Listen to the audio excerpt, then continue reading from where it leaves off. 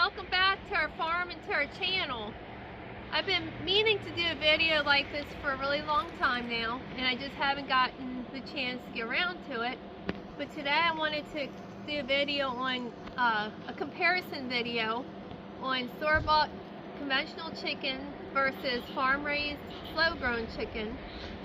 And we're going to do several tests, including the weight before and after it cooks and how much weight you lose.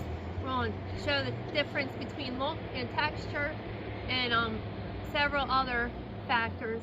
So stay tuned. Alright guys, so we're up in the butcher shop now.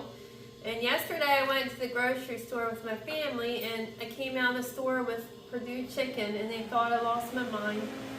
But I explained to them why I did that I wanted to do a comparison video for you guys. This is one of our birds. He was grown for about 13 weeks, which is about a week longer than we typically grow them. And he's about as big as I could find for this video. 6 1/4 pounds roundabout for mine. And this Purdue bird is 7 pounds. Now Purdue grows their chickens for roughly 6 weeks, which I find super fascinating because in my mind, how in the world do you grow a bird that quickly to this size? Isn't 7 pounds better? It's not always about quantity, sometimes it's about quality. This is a Purdue chicken. You see the difference? Mine is shaped more like an actual chicken because it is an actual chicken. I grow Freedom Rangers. I have refused to ever grow Cornish cross again. This is a Cornish cross. And like I said, this is roughly 6 to 8 weeks old. And then mine is 13 weeks old. Ew, what's that? That's their giblets. And this bird feels really, really like soft. In comparison to mine, mine feels much more muscular. This feels squishy almost. You see how this gives compared to mine? Look at this. Same with the breast. These are my chicken breast. And there's something I want to show you guys I find really interesting. Can you see the grains? There's little lines, growth lines on my chicken breast. You see how close together they are? Oh, and look at the back. You see how pretty that is? It's a nice pink meat, real yellow fat. But you see these growth lines? How close they are? You barely can see them because they're so close together. I want you guys to see what these growth lines look like on the conventionally grown chicken breast. You see, you can actually see them and they're real far apart. That shows you how rapidly these birds grow. They grow at a very rapid rate. You see the spacing? It's far apart. And this is what it looks like on the back. Doesn't it mean it's better if they grow quicker? That's what big corporation thinks. They think if the quicker you grow the bird, the quicker the turnaround is for it and the more money they make. And that is, like, if you're thinking all about business, that is true. Like, I would make a whole lot more money on a Cornish cross than I do on my Freedom Rangers. But it's not always about how quick you can grow a bird. I think quantity is not near as important as quality. See the color differences? Plus, there's like little specks of dirt on this Purdue chicken. I don't know what that is all about. Ew. Yeah, it looks like fly vomit or something. But what about if it's more convenient though for people and that, you know, they can get more and, you know, we're able to have more food. Yeah, I mean, that's how, unfortunately, that's how a lot of Americans think. They think, oh, like, you know, if I buy more breast, it's, you know, it's going to feed more of us and it's going to go farther. It will. That's not true. Our birds actually fill you up a lot quicker than the Purdue birds because these are not nutritionally dense like our pasture poultry is. And do they live better lives? No, they live in big giant. Ours live great lives. They live on fresh pasture. We move their houses every day onto fresh grass. The Purdue birds never see daylight. They're stuck in a building. Even if they call them free range, it just means they're not in cages. It means they're in a big barn. Something's labeled organically. It doesn't mean it's raised organically. It just means it's been fed organic feed.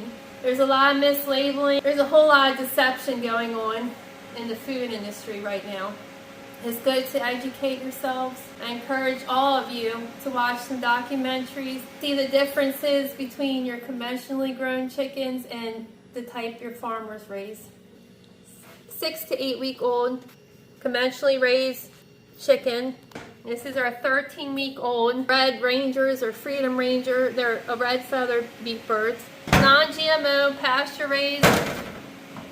They're GMO and they're grown in buildings. Wait, they are GMO. They are GMO. They're not GMO free. Yeah, they're not GMO free. They're GMO birds, which means they've been fed genetically modified food. Dude, look at the liquid. Look at the... Yeah, it does. Yeah, and that's another thing. That's why I want to weigh both birds before I cook them, and I want to weigh them after I cook them, and I want to show you guys the loss of weight once they've been cooked and see what the percentage is, because these have been injected with saline. What's that? What's saline? It's a salt water, and they inject it into the meat to help preserve the meat longer. That way they can keep on the shelves much longer, and it gives them more weight so they can charge you more. Isn't that better though? No, it's terrible. It's absolutely terrible. You're paying for salt water and not chicken. No, they inject the stuff into them to help preserve them. Now, what are you going to make with these breasts? I think I'll do a poultry run. And look at this, like just the Purdue chicken sitting here. Look how much water's coming off of it. No wonder it feels so squishy. I think half of it is water. I don't even think it's meat. And look, this was actually in salt water too. And look, this wasn't. This was in a package, as you guys saw. And look at that. Same thing's happening with these. Look, you see the water coming off of them. So I wanted to do this as fairly as possible. Running both ovens tonight. I have my whole bird up here. I would have my breast underneath, but they won't fit. So down here, I have the Purdue chicken, the Purdue breast, and my breast. And we'll roast them and see how they come out. The Purdue chicken's still in the oven roasting, and our chicken is well done. And I checked the internal temperature on ours. They've been in the oven the same amount of time. I even flip-flopped the top and bottom ovens to try making it more fair. You know, in case one oven cooks faster than the other. And this, I just pulled out of the oven like 5 minutes ago, and the temperature was nearly 200 degrees on our chicken. And it's really, really peculiar because this Purdue chicken, you see it's still far off from being done. I'm wondering why in the world it's this way. Ours was like 200 or 190 before I pulled it out. You see this? It's like 175. I just find that to be really interesting. I wonder if it's taken so much longer because it's pumped with saline solution. It's really hard to say. Isn't that weird? It's finally done. And I'm not even exaggerating, you guys. It took like 50 minutes longer than my chicken took to cook. You can tell when a chicken's done and when it's not. Mine was about 190 also. It's like crazy how much longer this took.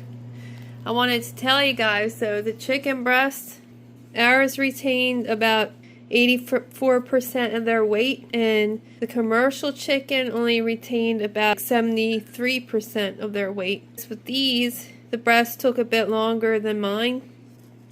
These are a lot thicker than my breast too. So that might have something to do with it. I'm going to get in bed. Tomorrow I'm going to make chicken salad sandwiches and see if my family can tell the difference. So this is what the commercial chicken looks like once it's pulled out of the oven. But tomorrow I'll get the weights on them, and I'll see what the finished weights are on them compared to the raw weights. Good morning. I'm going to show you the end result with the 2 chickens that we roasted last night. This one right here is the Purdue brand. I find it interesting. You can see the color of the fat that cooked off of that. We're going to weigh these so we can get accurate weights, and I'll let you know what percentage they lost while cooking. And then this is our chicken. And you see the color of the fat? How much darker that is? So that's because this is pasture raised. Now I did look up. I was up till 1:30 last night. I was trying to figure out why in the world the Purdue chicken took literally twice as long to cook. This took twice as long at the same temperature as mine took to roast. This took till eternity to get done. And I researched. I'm like, there's got to be a reason why, because I'm sure it just didn't happen that way. So I Googled it, and AI answered my question and informed me that it's because this has a lot more fat, and fat takes longer to render. You gotta cook all that fat off of it before it roasts the meat. Compared to ours, and it's got, like, when they're active like mine are, the muscle tone's more defined, and that's the difference. It's because that has a lot more fat. But meanwhile, I'm going to go ahead and we're going to pick the chicken. We're going to go ahead and start with the Purdue bird. I did notice also the skin's a lot thinner on this because it's a much younger bird than mine. So what the chicken looks like, it smells good. The Purdue chicken's going to be in the purple bowl. That's how I remember. Purple Purdue. I do notice though the meat feels really wet. It's a lot softer than mine. It's kind of squishy still, even though I've roasted it.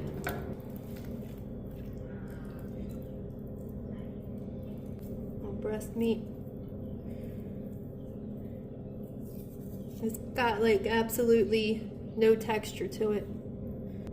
It's been like 10 years since I purchased store-bought chicken, so I kind of forget how it was or is. Alright guys, I'm gonna go ahead and pick our bird now. And right away I notice ours does not fall apart like a Purdue. The meat's much more firm. Look how dark that leg of meat is.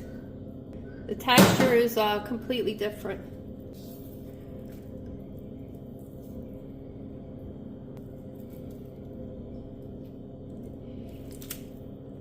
Let's show you what the breast meat looks like.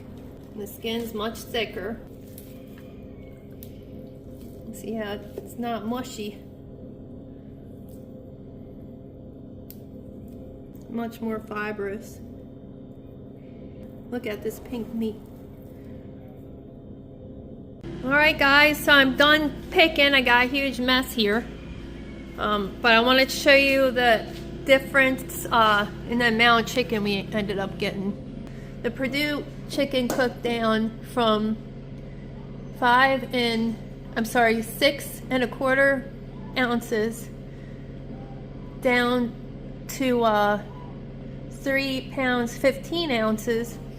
Ours started off at 6 pounds 3 ounces and cooked down to 4 pounds 7 ounces. And they were, like I said, they were very similar in weight. If you do the math, the Purdue cooked down a ½ pound extra than ours did.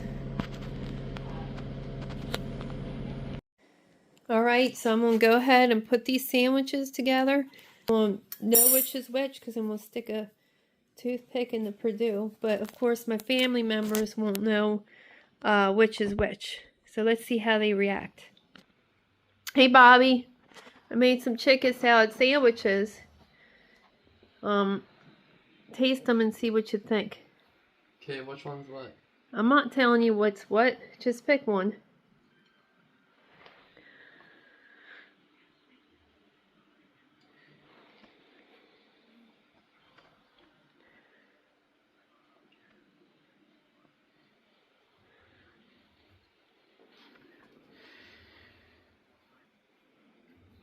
Well.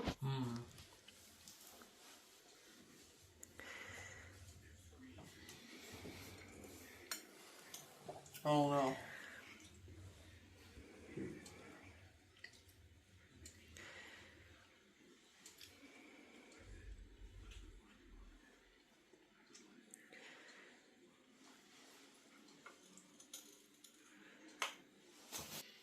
All right, keep on trying it.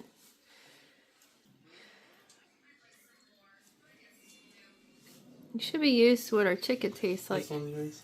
Which one's ours? That one. Yep, you're right. So it's Rob's turn. He's been nervous about this experiment since I started it because he's afraid to eat commercial chicken. Let's see if he can tell. Okay, honey, you're up.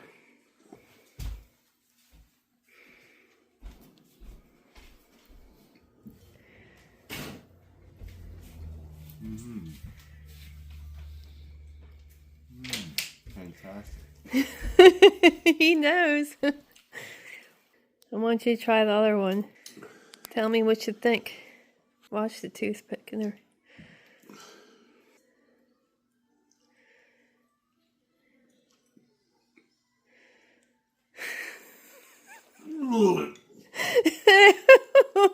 Yeah. Did you really just do that? That's Dodge worthy. I don't even know if Dodge will eat it. We're going to do that experiment too. It's disgusting. It got no flavor. It's really mushy, isn't it? It got no flavor. It's got like a real, like a liver type texture to me. It's really mushy. Okay. Are you ready to try the chicken sandwiches too? You want to try the chicken sandwiches? Huh? So Caleb, I need you to taste test these two sandwiches and tell me which one tastes better, okay? This might be different because it has a pick. So one of these are store-bought. Yes. And one of them's ours. And you gotta tell me which one tastes better. This one is store-bought How you know? because it has a pick. Hope Don't stab yourself with the toothpick now. it's cool. It's a toothpick, right? Uh-huh. Okay.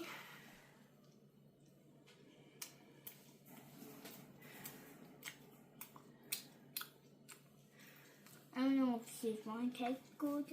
Let's try it. What's that? This one kind of not tastes good, I think. It doesn't taste good? Alright, try that one.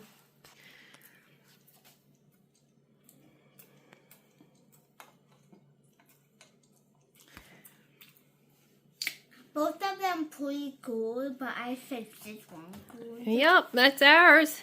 You even know what tastes good, don't you? And you're 6 years old, aren't you? And you know good chicken, don't you? Alright, girl, you ready? Here, what about that?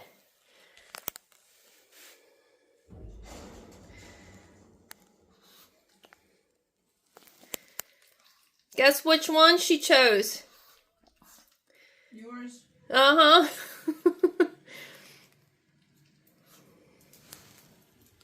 Well, I got her voting.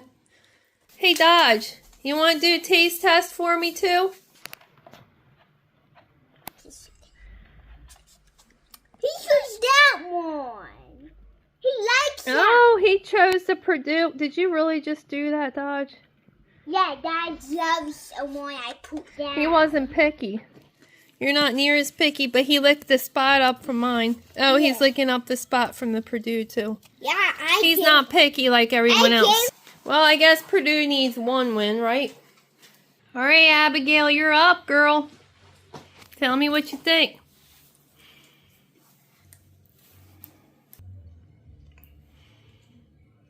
It doesn't taste like anything.